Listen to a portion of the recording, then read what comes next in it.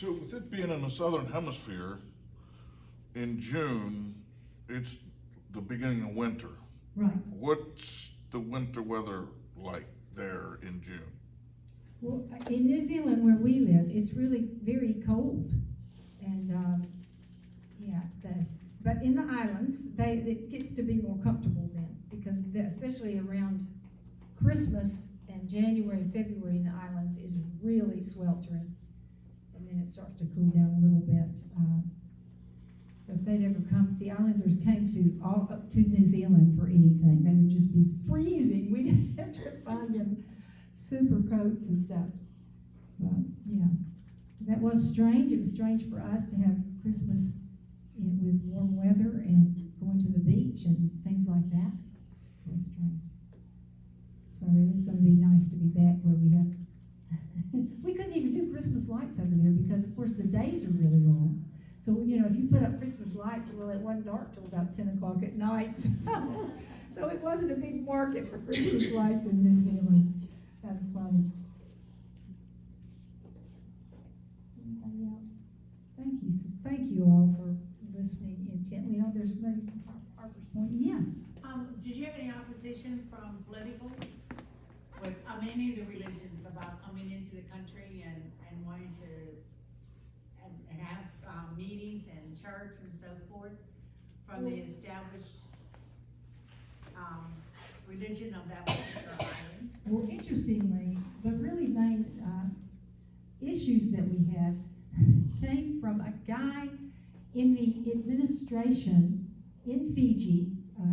That's the main campus of the University of South Pacific.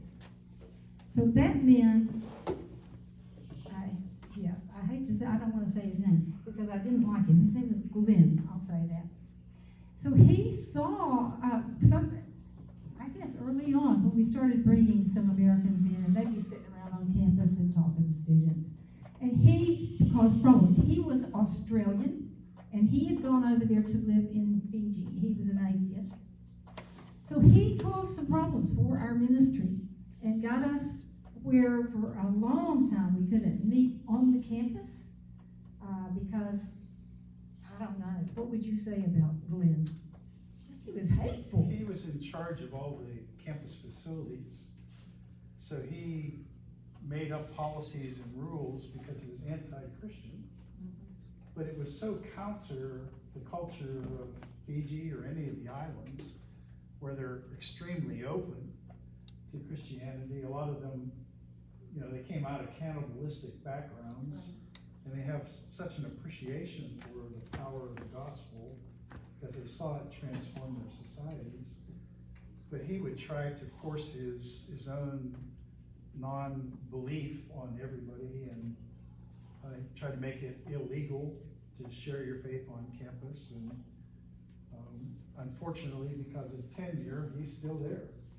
And he's still in a position of power, but it counters everything that is the real heartfelt belief of the people. But as time went on, it did soften because they resisted, the students and the staff and even the faculty, the Fijian faculty resisted this guy. So they've got more, and in Vanuatu we can be on campus again, I think. So so it's a good question. So there are people out there watching, and anyway, the enemy, he's alive and well, isn't